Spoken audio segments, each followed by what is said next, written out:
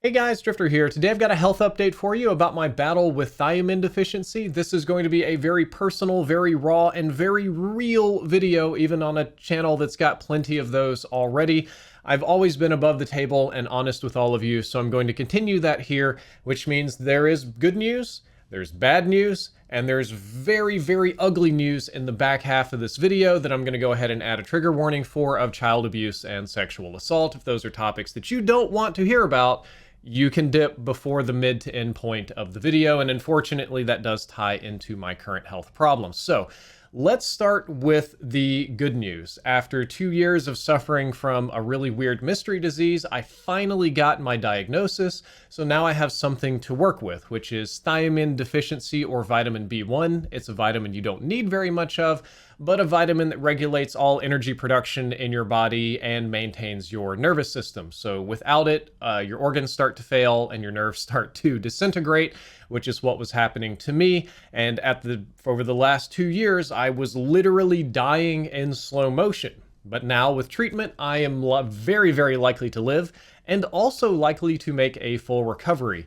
It's very sad because all of the health problems in my entire life have actually been symptoms of thiamine deficiency. It's just something that's so rare and uncommon, no doctor ever was able to put the pieces together, from pseudotumors to weak bones in my back breaking to low testosterone, hallucinations and mood swings and nerve pains and being sensitive to cold. All of that was thiamine deficiency, and we talked about that in more detail in other videos. I've gone and done every test in the world, and what I have determined is that it is a new, as of yet unknown gene variant, because a lot of people in my family actually have very similar health problems that all line up with thiamine deficiency, and the ones that I have been able to convince to take some vitamin B1 supplements have significantly recovered. And it's not just genes. I did have a perfect storm of life events and stressors and traumas and being made to take medications when I was a kid that all drain thiamine in really unpleasant ways. So I've been dipping in and out of thiamine deficiency for 3 decades now, with roughly the last 2 years being extremely dangerously deficient. It really sucks. It's not fun because it's like the Star Trek episode where Captain Picard said you can make no mistakes and still lose. This wasn't a matter of not exercising. It wasn't an unhealthy gamer lifestyle. It wasn't too many energy drinks or coffee or sugar, which I wasn't doing any of that either, or drug abuse or something crazy. I was just kind of born to fail. I was born with the genetics that extremely predisposed me to this, and put in an environment and given medications that basically is a perfect storm of the worst things that can happen. So the good news is that I'm already getting treatment. It's already helping, and I have been in contact with the world's foremost doctor on this, Dr. Chandler Mars. She runs hormonesmatter.com. If you look her up, you'll probably find a bunch of different things about thiamine deficiency. She literally wrote what I believe is the only book on the subject, one of a very few people doing published research on the subject, or co-wrote the book, I should say. I don't want to discredit Dr. Lonsdale. And she has agreed to at least consult or help me in some capacity. And I think I'm going to have her as a guest on the channel in the future. And as I said before, the treatment that I'm getting is already effective. I am already getting better, feeling better, and I have massively improved over where I was before. The other good news, and I think this is very good news, is that I have avoided brain and heart damage. This disorder does have a tendency to permanently damage people's brains. Like, it eats away at your brain, so to speak. And it also causes congestive heart failure and tachycardia and stuff like that. So I've got tested and scanned and everything, and both my brain and heart appear to be undamaged after a couple of months of my treatment, which is just simple vitamin supplementation. Well, simple to begin with. It's about to get more complex. I have regained a significant amount of my intelligence, my energy, my drive to do things, but I'm still not quite right. I'm still a little brain foggy, a little struggly here and there. And I have talked to several doctors about all of my problems, mostly the thiamine one. And the good news is that the worst of it is already over. The constant, always on nerve pain that made me feel like I was on fire 24/7, that's gone. The fatigue is gone. The brain fog is gone. Organs are recovering. And I am expected to make a full recovery in the long term. The long-term prognosis, if you look at it from a probabilistic standpoint, is quite good. Most people do make a full recovery. It's not guaranteed, and it's not necessarily going to be where I was before, but I should return to normal. The other good news is that I still have a really good support network. I have weeded out the bad doctors, and now I'm working only with ones that are excellent and familiar with beriberi and thiamine deficiency, which is very helpful. I still have a number of friends that are supporting me and helping me do a variety of things, so I didn't lose my social circle, though I can't be quite as social as I used to be. I still have maintained relationships with my family, and though my relationship with my wife has been strained, and I think rightfully so, because I went from the very active, successful businessman to the man who can barely feed himself and struggles to tie his shoes overnight, has been a very difficult adjustment, but we've gotten through it with struggles, no doubt, but she's decided to stick with me and support me through this whole thing. A topic I talked about on PKA that I don't talk about much here is that obviously I couldn't do YouTube and influencing very much, but I am or was a pretty bright person, and I did find a way to essentially build an online money printer. I took advantage of an algorithm on a site somewhere that I'm not yet ready to tell you about that did very, very well for me financially. I paid off all of my debts. I saved a nice hoard of cash. So even though I couldn't do YouTube, I was actually richer than I had ever been in my entire life. I looked like a failed influencer, but in reality, I was like gearing up to retire, which is fantastic. That's why there's been no GoFundMes, no Patreons, no weird sponsors or merch drives or begging for donations and stuff like that. It hasn't been necessary. And at the moment, the money printer is derailed. Good things can't last forever. I don't know if I'll ever be able to save that one, but I saved enough money to coast comfortably for a very long time. At least for a decade, I won't have to work, which is good, because progress on my recovery has plateaued at just below normal functioning, or what I would consider to be normal functioning. I'm still not able to really sit down and play video games for a long time because my left hand hasn't fully recovered and the back hasn't fully recovered, so I can't travel, I can't drive a long time, lift a lot of weight, I can't be super physically active, though I can actually get around now, which is a blessing.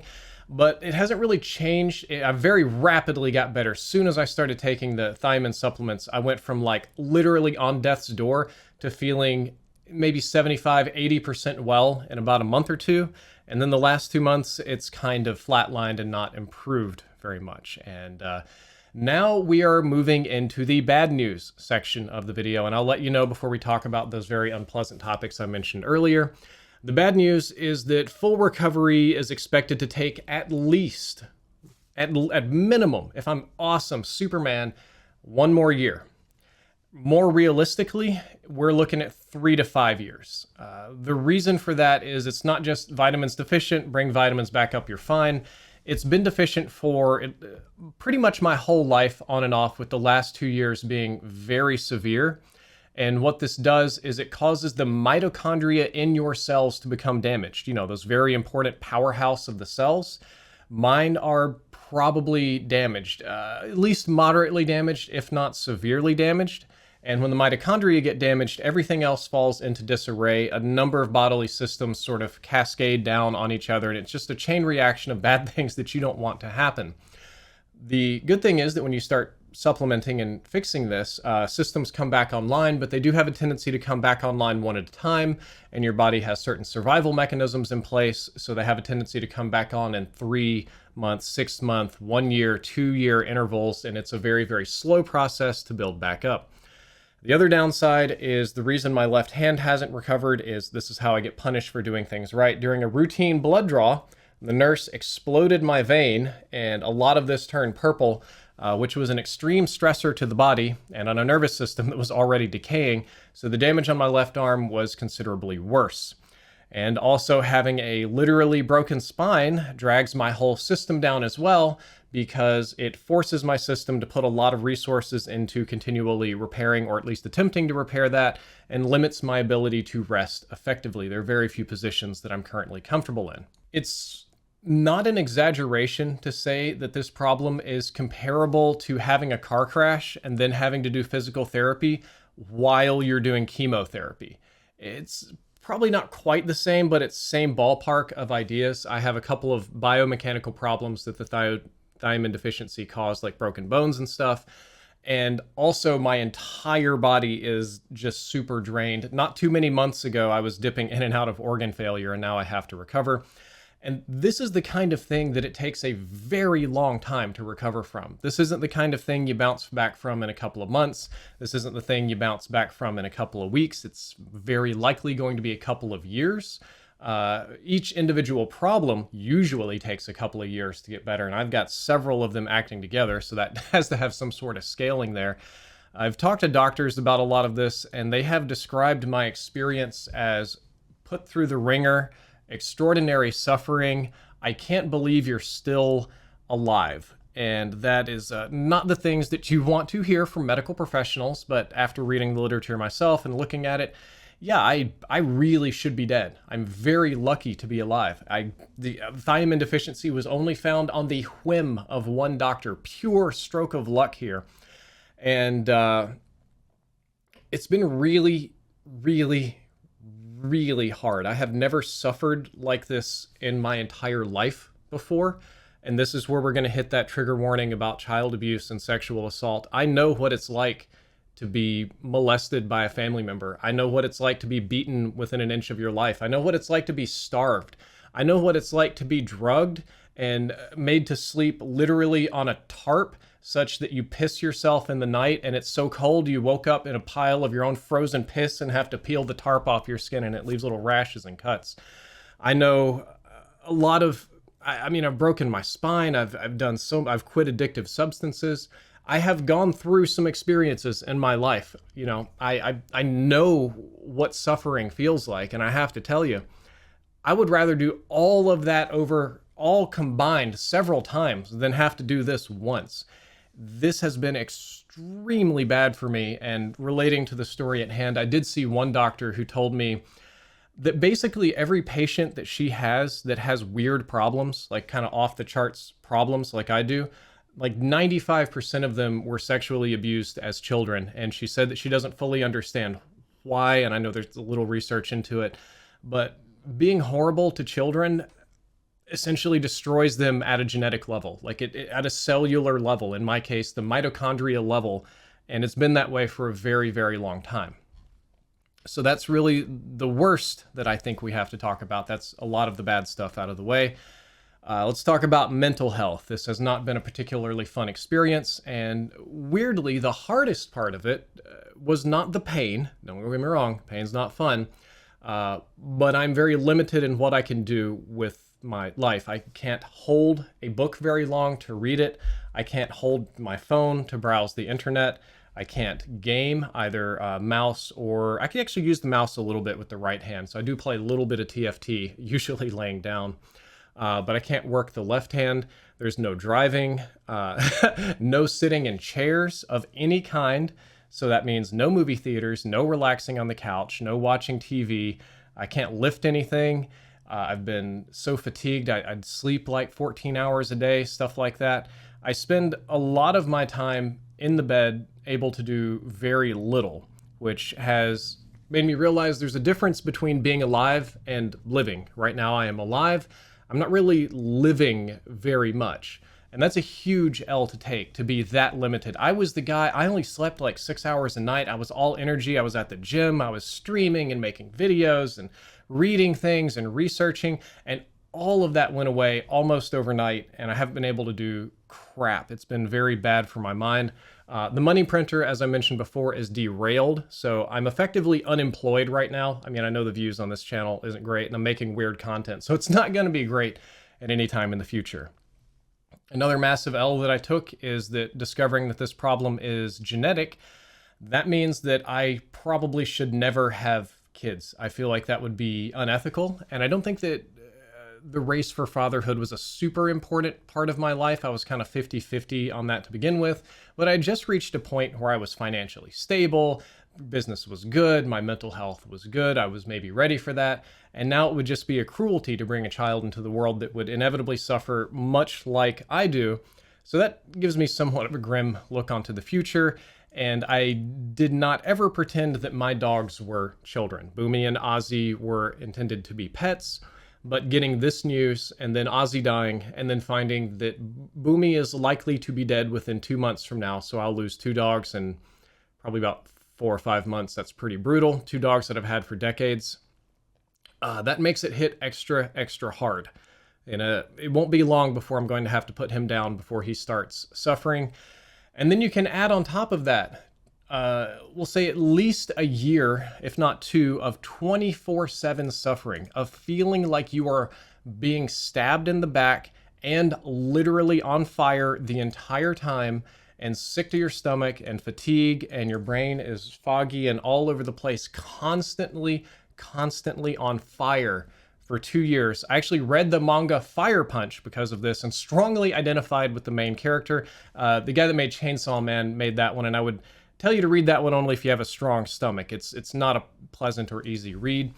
All the time I'm trying to get help for this, and I'm pretty consistently being told that I am mentally ill over and over and over and over again by medical professionals, and the things I'm saying are impossible or ridiculous, or the things that I say that help can't possibly help. It looks like a mental disorder.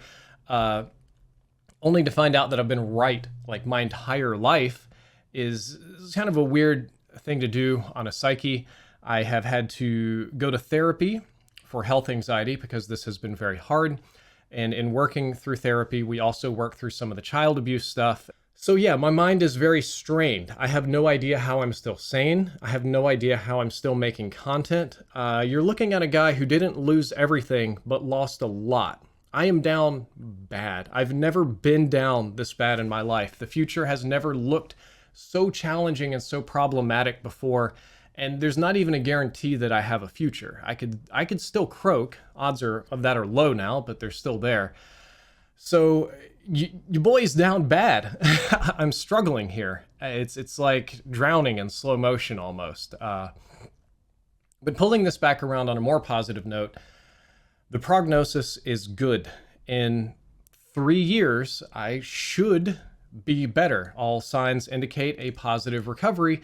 It's just going to be a long, brutal, and taxing slog between now and then, and also one that I can't make very many mistakes doing, or some of these problems might become more permanent. So yeah, that's really bad. That's a whole lot of hurt. I got a lot more to come, and I know that it's the thing that not a lot of people come back from, but I'm not a quitter. I don't just roll over and die. I'm not going to give up on my life. I'm not going to give up on entertaining all of you, or being a good husband, or being a good friend, or doing fun things. There are still things that I want to do with my life, and I am no stranger to challenge. So while a lot of people might just sit around and do nothing or roll over and quit, I promise you, all of you, that I am going to fight tooth and nail every single day. Physical therapy, medicine, doctor, experimental research, every single option available until the very day that I die to get better and return to normal. And I think I'm going to accomplish that goal. Mama didn't raise a quitter, but she did raise a fool. And as it turns out, those are not always the best combination of things, but that's exactly what you need right here, is somebody who's too foolish to quit while they're ahead, and I'm going to push through this, and I am going to make a full recovery or die trying. And then finally, future content on this channel. I think after this discussion, a lot of you are very in tune with where I am and what I'm doing with my life. Recovery is 100% focused on everything, but I feel like it's absolutely foolish to just throw away this YouTube channel, to abandon it, to discard all the hard work that I've done over all these years, especially when I still have the opportunity to still do some good, even on somewhat morose health update videos like this one. We're going to dig into thiamine deficiency and hopefully get more people tested. I do have some more fun projects coming up, some podcasts, some kind of things like that. Well, not podcasts, interviews, guests, things like that. And I'm trying to do physical therapy to get back to gaming, but the one that I want you to prepare for is lots of shorts. Shorts are coming February 1st.